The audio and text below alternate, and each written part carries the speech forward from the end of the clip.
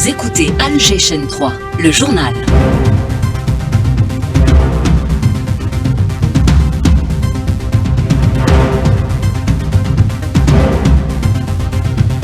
Dans l'actualité, cette importante opération de recrutement, plus de 4000 nouveaux enseignants recrutés pour encadrer les étudiants cette rentrée. La rentrée des élèves, c'est dimanche. Le ministre de l'Éducation a réuni ses cadres pour apporter les dernières retouches. Nous nous intéresserons au transport scolaire et aux actions de solidarité. Le chef de la diplomatie algérienne s'entretient avec l'émissaire onusien pour le Sahara occidental. Attaf réitère le soutien de l'Algérie aux efforts de l'ONU pour garantir au peuple sahraoui son droit à l'autodétermination.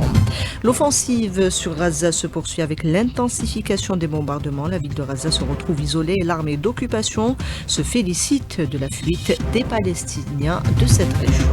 La Gronde en France, le mouvement de colère a été rejoint par des organisations syndicales. Plus de 800 000 manifestants devraient participer demain au Jeudi Noir. Sport avec les mondiaux d'athlétisme, l'Algérien Yasser Tereki entre en lice au triple saut. Madame, Monsieur, bonjour. Importante opération de recrutement dans le secteur de l'enseignement supérieur. Plus de 4000 enseignants pour encadrer le nombre croissant d'étudiants attendus à l'université dès la semaine prochaine. L'incidence de l'opération est de près de 8 milliards de dinars. Plus de détails avec Abdelhakim Djobrani, directeur des finances au ministère de l'enseignement supérieur et de la recherche scientifique, contacté par Maya Alkens. L'encadrement pédagogique et de recherche nécessaire pour la prise en charge de cet important effectif se verrait renforcé par une importante opération de recrutement de 4112 encadrants entre enseignants-chercheurs et chercheurs permanents au niveau des établissements d'enseignement supérieur entre universités, centres universitaires et écoles nationales supérieures, parmi lesquels nous enregistrons 719 maîtres assistants hospitalo-universitaires. Pour ce qui est des établissements de recherche scientifique, c'est-à-dire les centres de recherche et les unités de recherche, nous enregistrons une opération de recrutement de 156 chercheurs permanents et 185 docteurs contractuels qui viendraient renforcer les rangs des chercheurs encadrant les 32 centres de recherche au niveau national. L'enseignement supérieur qui fera sa rentrée lundi, les derniers préparatifs sont en cours, notamment la finalisation du volet hébergement au sein des cités universitaires. Les étudiants insatisfaits ont jusqu'à demain pour introduire le recours. Hajar Messaoudi. Une procédure de recours a été ouverte pour les étudiants n'ayant pas obtenu d'hébergement en résidence universitaire. Pour bénéficier d'une place, l'étudiant doit répondre à certains critères de priorité. Mahfoud Abdelrahman, directeur des œuvres universitaires de la wilaya de Boumerdes. Une commission spéciale a été installée au niveau de la wilaya, présidée par le directeur des œuvres universitaires. Elle examine les dossiers et recours déposés sur la plateforme et statue en fonction de critères de priorité. Parmi ces cas, on retrouve l'âge du candidat, plus de 28 ans, la double inscription au baccalauréat, le retard dans le parcours universitaire et d'autres situations particulières. Les nouveaux universitaires ont jusqu'à vendredi prochain pour déposer leur recours en ligne sur la plateforme Progress. Je suis étudiant à l'université de Mohamed Bouguerra à Boumerdes, faculté de chimie, et j'ai fait un recours en ligne pour pouvoir bénéficier d'un hébergement. La procédure a été simple, comme cela était indiqué sur le site Progress. Cette initiative m'a facilité beaucoup de choses. Je n'ai même pas eu besoin de me déplacer vers les services universitaires pour déposer mon recours. Je ne suis pas le seul. De nombreux étudiants viennent de régions très éloignées et cela leur a évité de devoir se déplacer pour déposer leur dossier de recours. Pour cette rentrée, plus de paperasse, plus de file d'attente. L'étudiant n'a qu'une étape à accomplir le jour J, retirer les clés de sa chambre. Et pour les élèves, c'est le dernier week-end avant la rentrée. Le ministre de l'Éducation a réuni ses cadres hier pour faire le point. Il a donné des instructions relatives notamment au transport scolaire, à la restauration et au transfert des enseignants. D'ailleurs, ces opérations de transfert via les échanges de postes au sein d'une même wilaya débutent aujourd'hui. Elles se déroulent exclusivement sur la plateforme ousted.education.dz. Pour renforcer le transport scolaire, des bus sont remis aux collectivités. C'était le cas ce matin dans la wilaya d'Oumelbouagui. Sur place, Nasser Ben Issam. Pour le renforcement du transport scolaire, la wilaya de Moulbouagui a procédé ce matin au niveau du cabinet à la distribution de 10 bus de transport scolaire au profit des communes de Qsar Sbehi, Blala, Bouhrara Saoudi, El Jazia, Ouled Hamla, Fikirina, Zorg, L'Amiria, Ain Zitoun et Mskiana. Ces bus ont été acquis dans le cadre du Fonds de solidarité de garantie des collectivités locales pour un montant de 120 millions de dinars. La wilaya de Moulbouagui compte actuellement 252 bus de transport scolaire en activité à travers ces 29 communes, dont 75 du ministère de la Solidarité nationale, de la famille et de la condition de la femme et 117 du ministère de l'Intérieur et des collectivités locales. 19 343 élèves des 3 paliers de l'enseignement sont concernés par le transport scolaire de Moulbouagui. Nasser Benissam pour Alger 3. Des actions de solidarité également au profit des élèves issus de familles à faible revenu. Des trousseaux scolaires ont été distribués à Sogaras, nous dit Sadar Boraoui. 14 000 trousseaux scolaires seront offerts aux élèves nécessiteux lors de cette année scolaire 2025-2026. Les autorités locales assurent que toutes les dispositions ont été prises pour recevoir dans de très bonnes conditions les 119 431 élèves inscrits au niveau des 3 paliers, primaires, moyens et secondaires. L'ensemble des établissements scolaires répartis sur les 26 communes que compte la wilaya, à l'exemple de 283 écoles primaires, 86 CE1 et 43 lycées, ont été dotés d'équipements pédagogiques nécessaires, en plus du chauffage, de la restauration et du transport, sans oublier bien sûr ceux implantés dans les zones éloignées qui ont joui de ces mêmes avantages de réhabilitation et équipement. De Sogaras, Sadr Bouraoui pour Alger 3. Et une opération similaire est prévue à Mostaganem, selon notre correspondante sur place, Yamina Hamdoud. Plus de 33 600 élèves issus de familles démunies vont bénéficier de cartables garnis de fournitures scolaires, une initiative menée en coordination avec les services de la wilaya et différents partenaires publics, avec une attention particulière pour les zones rurales et les localités éloignées. Samir Hmissi, directeur de l'administration locale de Mostaganem. Distribution de 33 683 cartables scolaires destinés aux élèves des 3 paliers en prévision de la rentrée scolaire de l'année 2025-2026. Des cartables fournis grâce à la contribution de différents secteurs, 24 000 par les communes, 4 000 par les services de la wilaya, 2 800 par les services de l'action sociale, ainsi qu'une contribution de la Société nationale des travaux publics avec 2 600 cartables. Une opération qui contribuera sans doute à la réussite de la rentrée scolaire en allégeant les charges des familles à revenus modestes et en facilitant la prise en charge de leurs enfants. Elle s'inscrit pleinement dans les orientations du président de la République qui fait de l'égalité des chances et du droit à l'éducation pour tous une priorité nationale. De Mostaganem, Yamina Hamdoud pour Alger 3.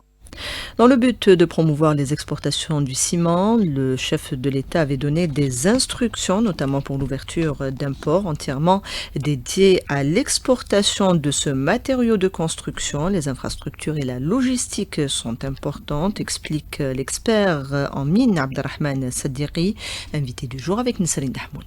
C'est un maillon fort dans le développement et l'exportation du ciment. Parce que toute exportation, il faut avoir les infrastructures nécessaires et adaptées, notamment pour le stockage. C'est une décision stratégique qui est prise par le président de la République afin de rendre fluide et aussi afin d'exporter dans les meilleures conditions lorsque nous allons mettre une infrastructure qui va être chargée de ce qui va permettre à l'entreprise de bien gérer sa structure, les coûts logistiques. Parce que les coûts de production sont gérés au niveau interne à l'entreprise, mais il y a ces coûts logistiques mais en présence d'une telle infrastructure conforme et qui va faciliter ce qui va rendre cette exportation compétitive. Parce que ce qui est intéressant, c'est pas seulement d'exporter, d'avoir un chiffre, mais d'exporter également de gagner, d'avoir une marge.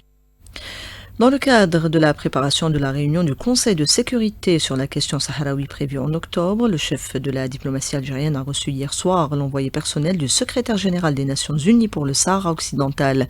À l'occasion, Ahmed Attaf a réaffirmé le soutien de l'Algérie aux efforts du secrétaire général et de son émissaire Staffan de Mistura en vue de parvenir à une solution garantissant au peuple sahraoui son droit inaliénable à l'autodétermination conformément aux résolutions pertinentes des Nations Unies.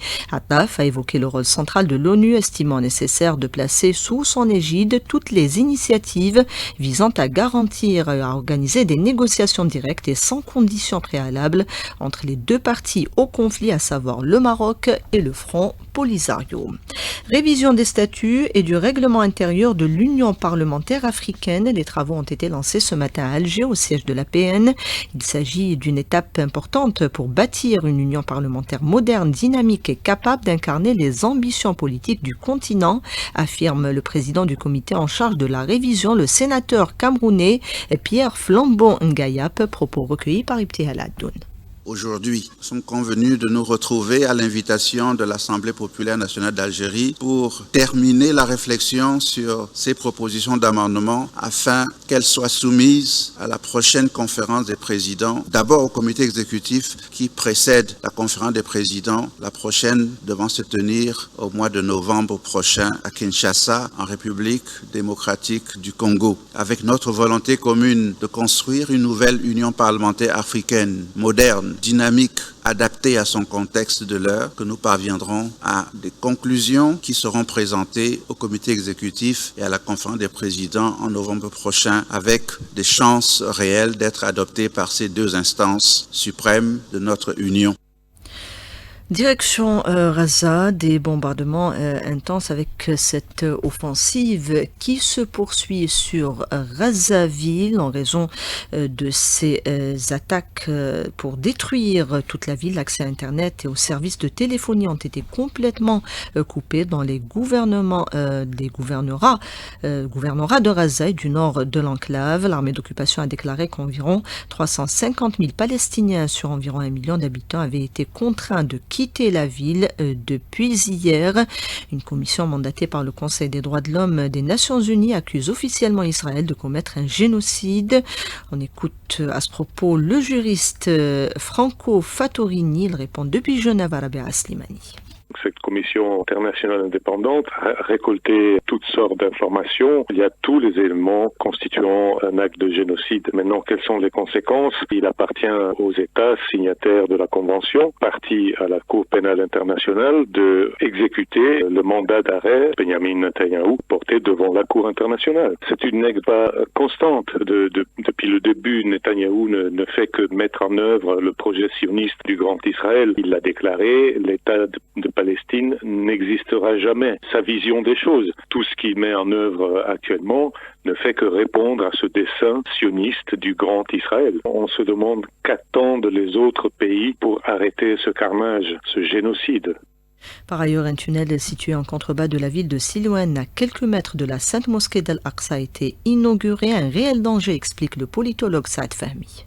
Depuis des années sous Masjid al-Aqsa pour qu'il s'effondre et qu'ils vont construire le temple de Salomon. Ne le casse même pas. Le troisième temple, il a été détruit 2 fois. Ils ont déjà préparé tout le matériel. Ils ont acheté les vaches sacrées qu'ils ont fait naître par éprouvette. Une vache rouge où il n'y a aucune tache d'après le Talmud. Et même Netanyahou s'est photographié avec. Et tout un symbolisme. Ils vont commencer à construire le temple. C'est l'aboutissement de leur plan. Mais c'est tout des galeries à l'intérieur. Ils creusent depuis des années pour trouver des vestiges du temple de Salomon. Ils n'ont rien trouvé, mais ils creusent encore, ils creusent encore. Il suffit d'un déclic, de quelque chose, ils font exploser ou il va s'effondrer, le Masjid al-Aqsa. C'est ça ce qu'ils veulent. Le tunnel s'est préparé pour aller vers le temple. Jérusalem leur appartient, ils ont fait des murs partout, ils ont isolé les Palestiniens, ils leur confisquent leurs terres. Donc ils ne reconnaissent même pas l'État palestinien qui va être annoncé bientôt et qui a été voté. Ils ne le reconnaissent pas. Si les Arabes ne s'unissent pas, que la guerre qui va finir ça. La question de paix, les Israéliens n'y pensent même pas.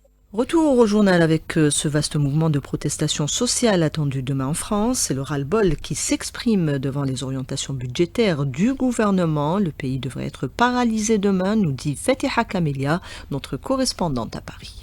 Près de 800 000 manifestants sont attendus dans 250 cortèges à travers l'ensemble du territoire, dont environ 100 000 à Paris. Un chiffre en forte hausse par rapport au précédent mouvement du 10 septembre qui avait rassemblé environ 60 000 personnes et avait largement circulé sur les réseaux sociaux. Les manifestants expriment leur mécontentement face à la stagnation, voire à la baisse des salaires, défendent les services publics, s'opposent aux réformes fiscales et rejettent les coupes budgétaires. De leur côté, les autorités redoutent la présence de militants militants radicaux lors de certains rassemblements, en particulier dans les grandes villes comme Paris, Lyon, Marseille ou Nantes. Un important dispositif de sécurité a donc été déployé pour prévenir les risques de violence. Cette mobilisation entraînera d'importantes perturbations dans les transports ferroviaires et les réseaux urbains, les établissements scolaires, les pharmacies ainsi que dans les aéroports. Les autorités appellent la population à la prudence, à limiter leurs déplacements et à consulter régulièrement les informations relatives au trafic. Ce rendez-vous social est perçu comme un test majeur dans un contexte social particulièrement tendu. Il est attendu par les syndicats comme un moyen de faire pression sur le nouveau gouvernement à l'aube de ses premières décisions budgétaires. Paris, Camilla Fatiha, Alger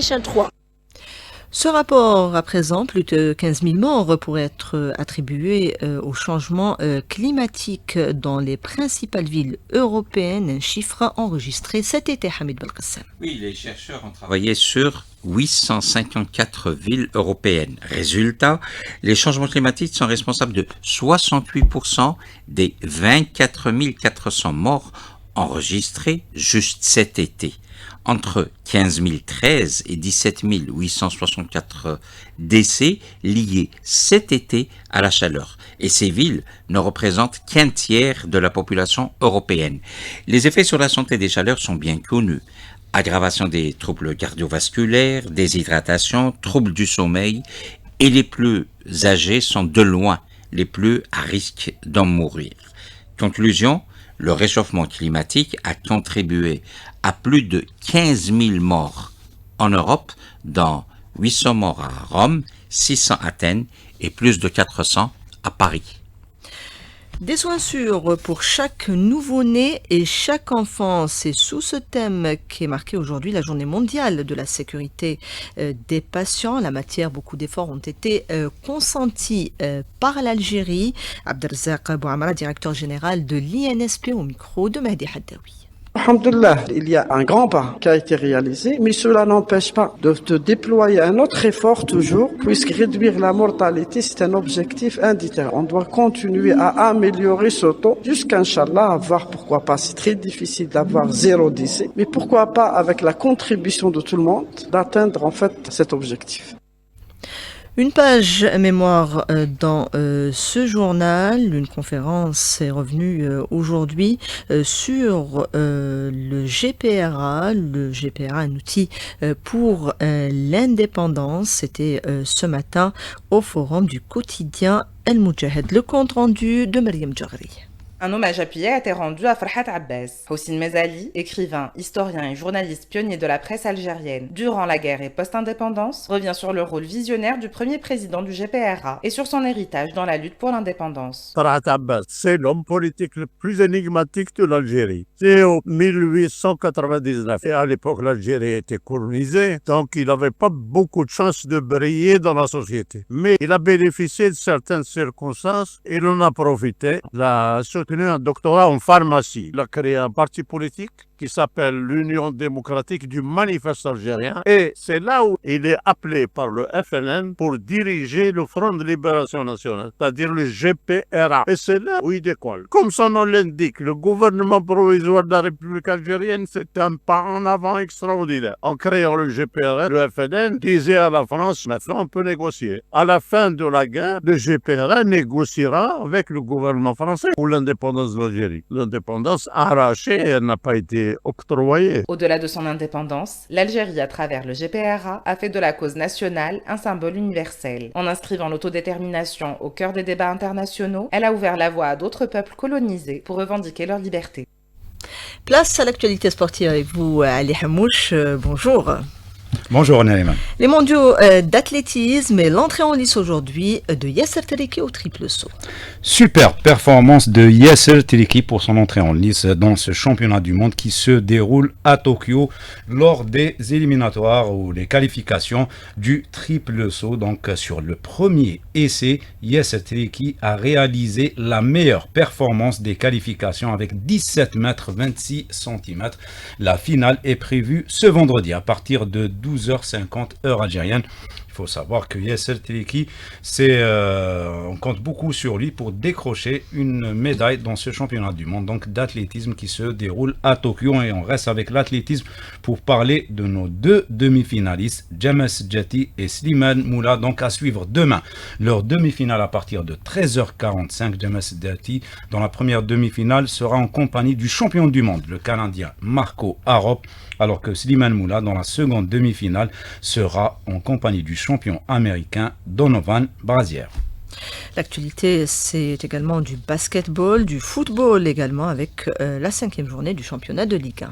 Une 5e journée donc qui a débuté hier avec ce match avancé entre le Mouloudia d'Alger et le Mouloudia d'Oran. Le Mouloudia d'Alger qui a remporté une précieuse victoire, 3-2 sur le fil. Une victoire donc qui permet au Mouloudia d'Alger de se hisser à la première place du classement en compagnie du Mouloudia d'Oran. Et le Mouloudia d'Alger qui a fait preuve, on va dire, de force mentale puisqu'il était amoindri. Il a joué toute la deuxième mi-temps à 10. Finalement, le Mouloudia d'Alger donc qui remporte un précieux succès. Et cette 5e journée qui se poursuivra vendredi avec 3 matchs au programme. Le Paradou qui accueillera l'Olympique d'Arboul, le CS Constantine qui sera face à l'AS Ochlef, le MB Ruisset qui accueillera l'Entente de Sétif, et une 5e journée qui se terminera samedi avec le reste des rencontres. Mouloudia d'Albayat, Chababaya de Belouizdad, USM Khenchela, Étoile Sportif de Ben Aknoun et JS Saoura face à l'USM Alger. Le basket, effectivement, le 3 contre 3. Donc, le championnat du monde U23 qui a débuté en Chine avec une entrée ratée de la part de la sélection féminine qui a passé à côté de son sujet sur les 2 matchs puisqu'elle a perdu face à la Pologne 21-4 et face à l'Allemagne 21-7. Après 2 défaites, les dames sont très loin de la qualification alors que chez les messieurs, ça a mal démarré. Les messieurs ont mal démarré la compétition avec une défaite face à l'Argentine 21-16, mais les garçons se sont rattrapés en s'imposant devant le Venezuela 21-20, ce qui permet aux messieurs de rester en vie. Ils devront gagner les 2 prochains matchs pour passer en quart de finale. Ça sera face à l'Italie ce vendredi à partir de 9h15 et la Mongolie, ça sera à partir de 13h15 et les filles joueront également le vendredi, ça sera face au Venezuela à 10h30 et face à la France à 13h25. Et retour au football cette fois-ci pour parler de la Ligue des Champions avec la suite de la première journée donc aujourd'hui avec un programme riche qui va débuter à 17h45 avec ce match entre l'Olympiakos et Paphos, la formation chypriote, et le Slavia Prague qui affrontera les Norvégiens de Bodo Glimt. Et à 20h, ce match entre l'Ajax Amsterdam et l'Inter de Milan, le Bayern de Munich qui affrontera Chelsea, le Paris Saint-Germain, le tenant du titre, qui sera face aux Italiens d'Atalanta Bergame, et Liverpool qui affrontera donc l'Atlético de Madrid. Que des chocs pour cette soirée. Et hier, on rappellera la belle performance de l'international algérien Rami Ben Sebaini qui a marqué un but, le 4e but de sa formation Dortmund, qui a fait match nul, 4 buts partout face à la Juventus de Turin. Également, la victoire du Real Madrid à domicile difficilement face à Marseille, 2-1. Et également défaite du Benfica à domicile, 3-2 face aux Azeris de Karabakh. D'ailleurs, ça a eu des conséquences puisque l'entraîneur du Benfica, Bruno Lage, a été limogé et on annonce avec insistance la venue du Special One Mourinho, donc qui prendra certainement du service à Benfica. Vous avez été complet. Merci Ali, merci à Selma Figuier et à Yassi qui était à la réalisation, Yassine à la console technique, Yassine au streaming également et Houssine à la régie d'antenne. Tout de suite la météo avec Soraya Zantar.